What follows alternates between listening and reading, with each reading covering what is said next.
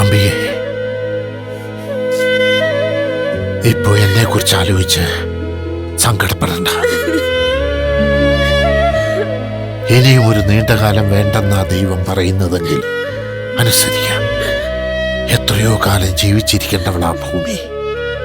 അവള് നമുക്ക് വേണ്ടി കഷ്ടപ്പെടേണ്ടവളാണോ?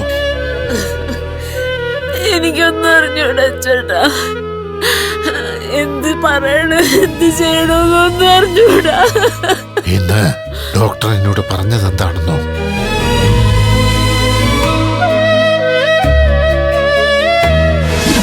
തന്നെ രക്ഷിക്കാൻ വേണ്ടിയിട്ടാ തന്റെ മകൾ ഇങ്ങനെ അലഞ്ഞു തിരിയുന്നത്.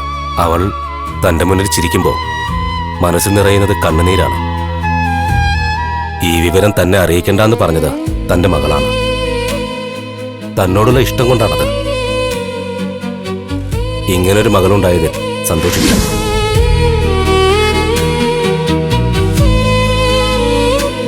ഡോക്ടർ പറഞ്ഞതാ എന്നോടുള്ള ഇഷ്ടം കൊണ്ട്. ഇങ്ങനെയൊരു മകളുണ്ടായതില് സന്തോഷിക്കണമെന്ന്.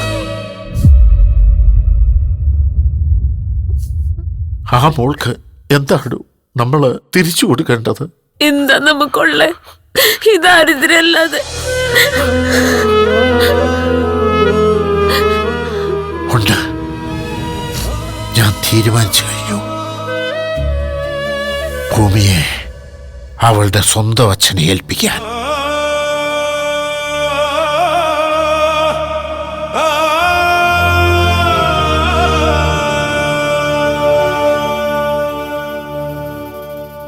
അച്ഛനതിന് പറ്റുമോ? അച്ഛനതിന് കഴിയില്ല. കഴിയണം. നമ്മളവളെ ഹൃദയം കൊണ്ട് സ്നേഹിക്കുന്നു, സ്നേഹം കൊണ്ട് കീഴ്പ്പെടുത്തുന്നു. ആ കുട്ടി അതിസമ്പന്നമായ ഒരു കുടുംബത്തിലെ കുട്ടിയാണെന്ന് നമ്മൾ മറന്നുപോകുന്നു. അവളുടെ അച്ഛൻ മകളെ തേടി അലയുന്നു. ഒന്നല്ല, 22 വർഷങ്ങളായി. ആ അച്ഛന്റെ മനസ്സ് കാണാൻ കഴിഞ്ഞില്ലെങ്കിൽ നമ്മളെങ്ങനെയാ മനുഷ്യരാകുന്നത്? ഭൂമിയോട് നമുക്ക് സ്നേഹമുണ്ടെങ്കിൽ അവളുടെ അച്ഛനെ ഏൽപ്പിക്കുകയല്ലേ വേണ്ടത്? പറയമ്പിയെ, ശരിയല്ലേ? ശരിയാണ്. എന്നാലും വേണോ അമ്പികെ? ഇനി അവളെ ഏൽപ്പിച്ചില്ലെന്ന് കരുതുക. മോൾ അവളുടെ അച്ഛനെ തിരിച്ചറിഞ്ഞാലോ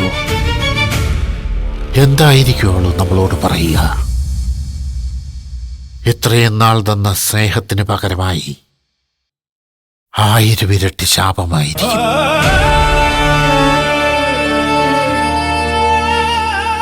ഞാനൊരു പ്ലാൻ പറയട്ടെ അമ്പികെ. നമ്മൾ നാളെ കുറെ പേരെ വിളിച്ച് വിരുന്നു കൊടുക്കുന്നു. ആ കൂട്ടത്തില് ഭൂമിയുടെ അച്ഛനും ഉണ്ടാവും. എല്ലാവരുടെയും മുന്നിൽ വെച്ച് അവളെ അവളുടെ അച്ഛനെ ഏൽപ്പിക്കും.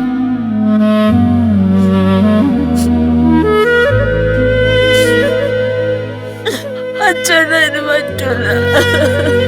പിന്നെന്ത് ചെയ്യും? രോഗിയായി എന്നെ രക്ഷിക്കാൻ, കുടുംബം രക്ഷിക്കാൻ ആ ജീവിതം ഇല്ലാതാക്കണോ?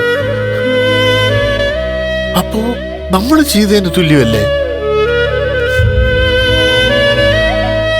ഇനിയിപ്പോ ഞാൻ മരിച്ചാലും മോള് നിന്നെ സംരക്ഷിക്കും. എന്റെ തീരുമാനം ഉറച്ചതാ.